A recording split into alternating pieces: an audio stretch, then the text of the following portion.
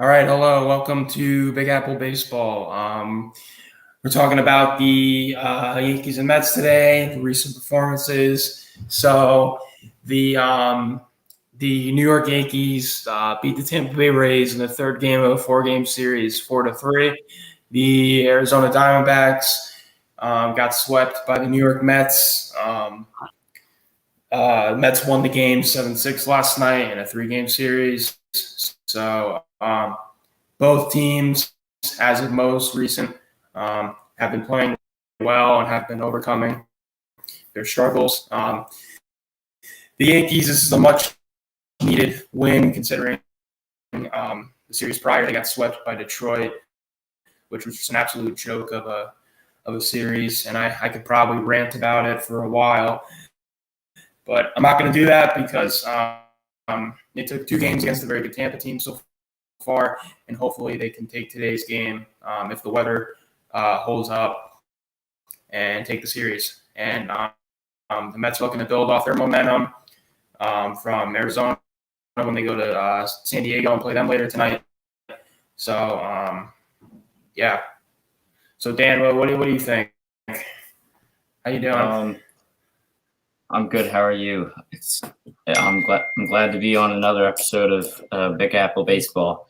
But I just want to talk about we didn't cover this a while ago, but we swept the Chicago White Sox, which was very impressive. This was like over a week ago, so this is kind of old news, but I think it was really important to cover because in one of my articles, I wrote about how I had no faith in us beating the White Sox, and we swept them. It was great pitching. I don't remember a lot of good offense from that, but I know like Domingo Germán and Garrett Cole had good games back then. And then after that, the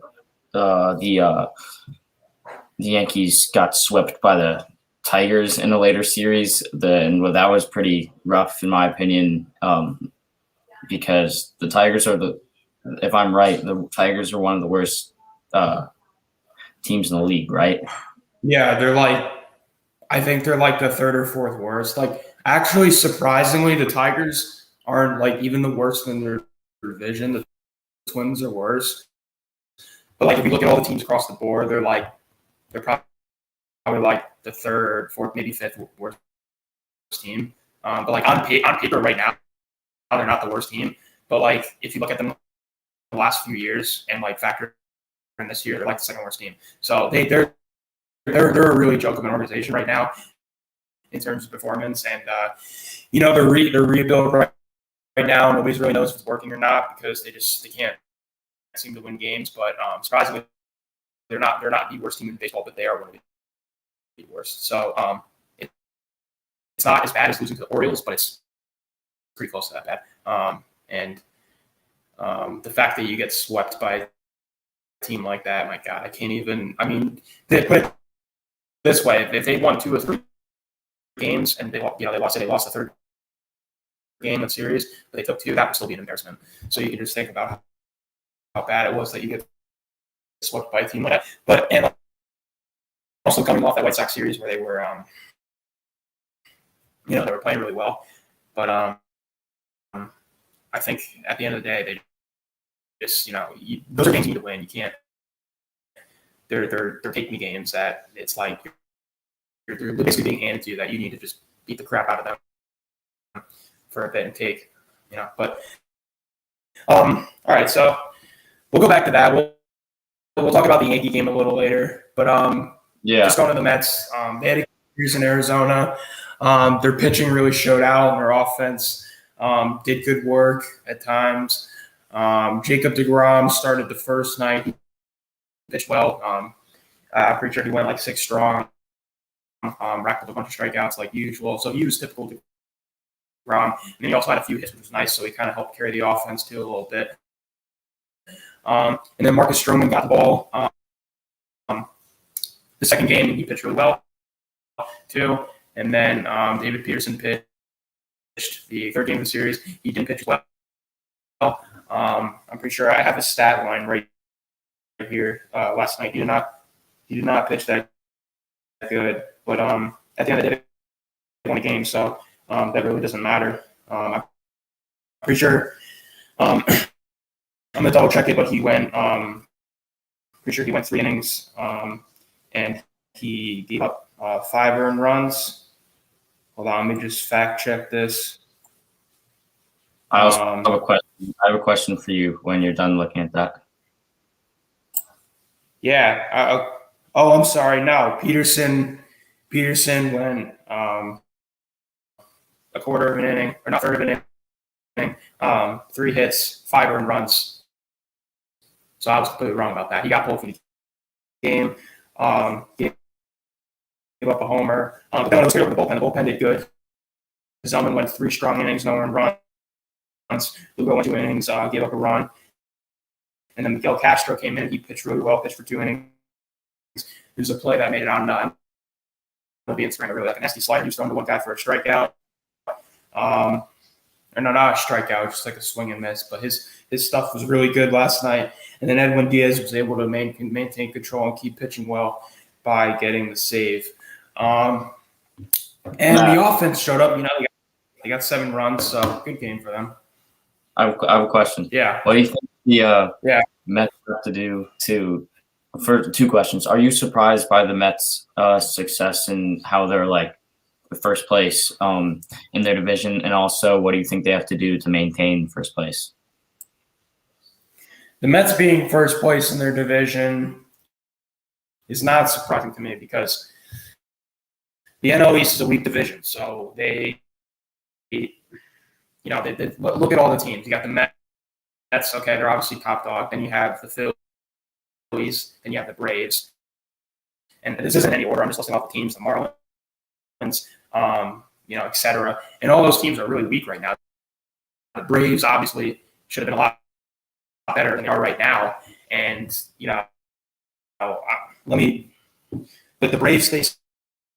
They're right now they're 3 games below 500, and they've been pretty much sitting at that, if not like 2 games below 500 for a lot of the season. They're in 3rd place, and this is a team that won like over 90 games a year prior, and they were a much better team than the Mets. So they're the biggest surprise of the weak team right now, and the Phillies aren't really any better, and the Mets are 6 games above 500, which is great, but it's not like you're not like killing it because the division is so weak. Everybody else in that division besides the Mets is below 500. So they should be able to win that division at that current pace and hopefully get better because they have a lot of guys injured right now. DeGrom just came back and Alonso just came back. They still have Conforto and McNeil out. So they'll get healthier as the season goes along, and then hopefully that number can go up. And all the other NL East teams are dragging. But as of right now, the NL East is either the worst or the second worst division in all of baseball because it's very weak and there's just really no competition there other than the Mets. What do you think about Francisco Lindor and his season? I know it started off terrible, but how do you think it's going now? Yeah, well, it's surprising to everybody. It's kind of crazy too how he's like the core of that team, and he's the Joel. He's supposed to be the Joel, and that's why they got him for that offense. And that this team's in first place with how he's still hitting. His fielding will always be good. That's not the issue. It's obviously just that. But he's got to get out of it. With recent trends with players who went from the American League like into the National League, it's shown that sometimes there's a need for an adjustment, and they don't do so well at first. And that's understandable because you're facing different pitchers in a different league, so he's got to adjust. That's been his excuse right now. But no, it's got to change. It's got to change. And I remember I was listening to one Mets game. Sorry, I didn't itch. It was the Michael K show, and they were listening to all the Mets players who came over from different teams, and a lot of them were American League teams, like Hertzker Anderson and Beltran, and they were basically talking about how there was like a weak adjustment for them, so their numbers weren't like always up to par with what they had previously done, and it was basically ranked. So I'm pretty sure Anderson was really bad. Beltran was like the least bad, but like he had some adjustment to do to get his numbers up. But like Lindor was like the top of the list. He's he was the worst by far.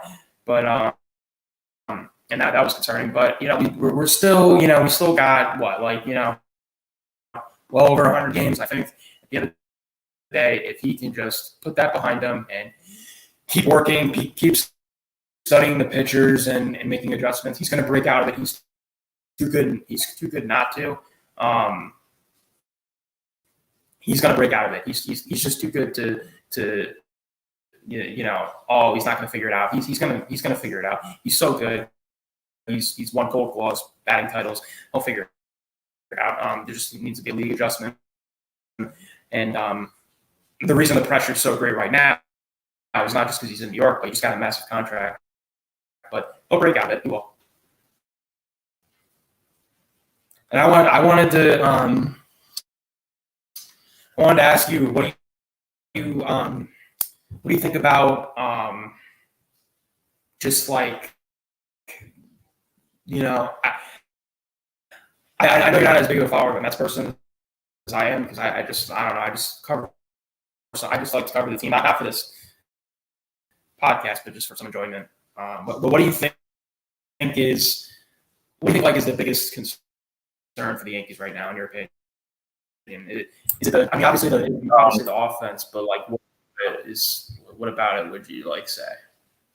Yeah. So, well, first I want to say that I'll cover your question in a second, but first I want to say the Yankees, they're playing the Rays right now in their series, and they lost the first game, but then they've won the next two games, and I think that's very important considering I think the Rays won like 17 of their last 19 games, so it's something like that. So it's like huge. And for example, Clint Frazier hit a walk-off 2-run home run. That was very important. But anyways, I still think you asked what the biggest struggle is, right? Or something like that. Yeah, what do you think is the biggest struggle for this team right now? Even though we're winning, it's still offense. I feel like we can use a lot more base hits. A lot of our runs are based off of home runs. But we need more base hits. We need men on base. That's how you win games. Our pitching is still fine. So occasionally we have a bad day of pitching, but especially our bullpen. Our bullpen is amazing, so we don't need to worry about our bullpen. And our starting pitchers are usually good, but there's occasionally a time when they're not good, but we don't really need to worry about that. I just say getting on base, that's what we need to worry about. Yeah, the starting pitching has been surprisingly good, one of the best in baseball, and was the best in baseball for a good portion of time so far this year. The bullpen's been great, but that's as expected. The offense has been the big surpriser, and inconsistency. In previous years, we're so used to this offense being so consistent with just run production in general. But the one thing that's coming that's more of a glaring concern and leads to some more of the inconsistency is the increase in strikeouts and lack of reduced balls in play. So not a lot of action going on the bases. And that's just not the Yankees' problem. It's a problem across baseball. But it's a concern because once you get to the postseason, we saw it last year and years prior, you can hit the home run, but if you face good pitching, you also need to be able to just get the bat on the barrel and make things happen aside from just hitting the long ball. Because if you're striking out, you're not giving your team any chances to make magic on the bases. So I think that's obviously the biggest concern. And that's been something that's been a concern of this team, even when their offense has been good the last few years. But now it's becoming even more of an issue. So that's something they need to look at. And then the other thing I would say is just the team's energy. I just feel like it's not the same energy as the teams in years prior, 2018, 2019, even last year. Even compared to 2017, where we were one game from the World Series, just the same energy level isn't there. The guys show up to play, and I'm not feeling that energy from the team, that spark, let's get going, fired up. I'm not seeing it as much. So I think that's a bit of a concern too. But hopefully, if this team starts winning more games and hopefully can get atop this division, hopefully more of that energy will show itself. But I think Ruffin Odor is one of those guys that's can be like a spark plug for us. He's got a lot of energy. He plays the game hard. He's your prototypical strikeout home run guy, but again, the energy he brings into that clubhouse can be something that can be valuable for this team. So going forward, hopefully he can provide a bit more of a spark to that, and we'll see what happens. But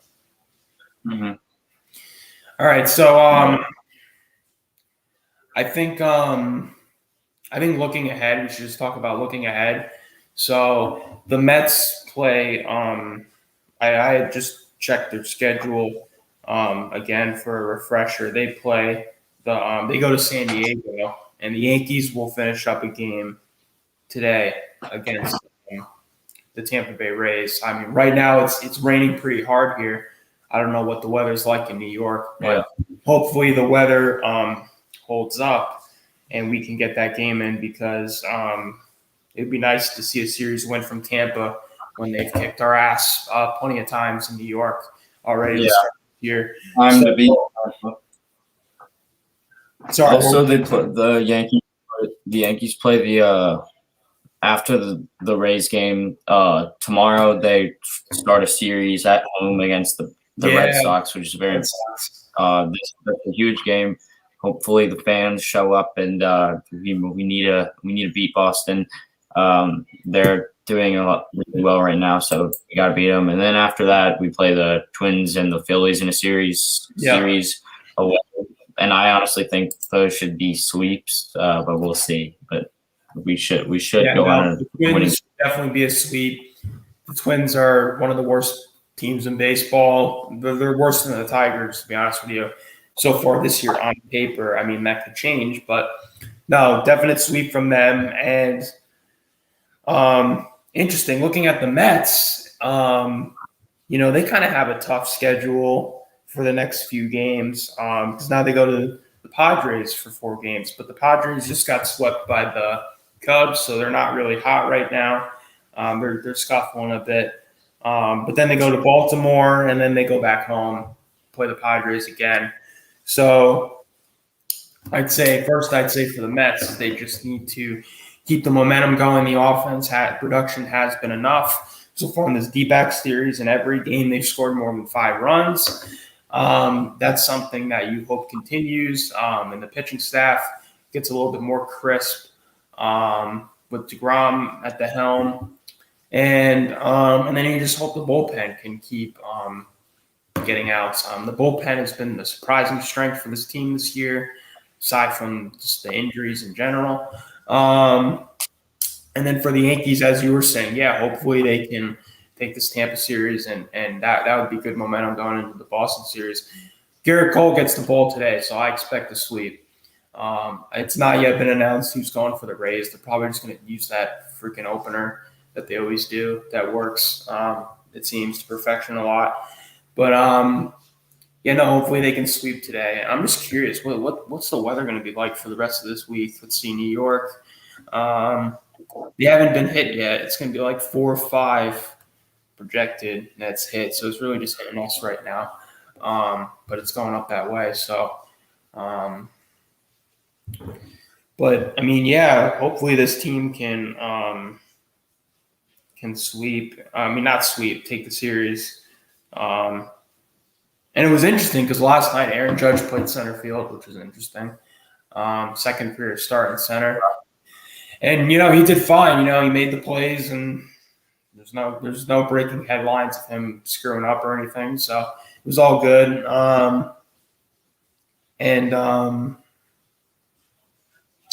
Hopefully what I would like to see is offense picks it up a little bit, like some notable guys like DJ. DJ can pick it up a bit, and hopefully Stan, because Stan's back from the IL. And it's crazy because before he went on the IL, he was on an absolute tear. He was tearing the cover off the ball. He was the best guy on the team hitting at that time. That was right around the Astros series. But then he got hurt, and then now since he's been back for his last few games, or 5 or 6 games, he hasn't been really hitting. So hopefully he can get it going a little bit soon, because we're going to need him. And then a dark horse for today's game I believe will be Hashioka. I love him behind the plate. He's a great defender and a better defender than Sanchez. Yes. And honestly, sometimes he hits better than Sanchez, even though I love Sanchez. So I'm excited for him to play once again today.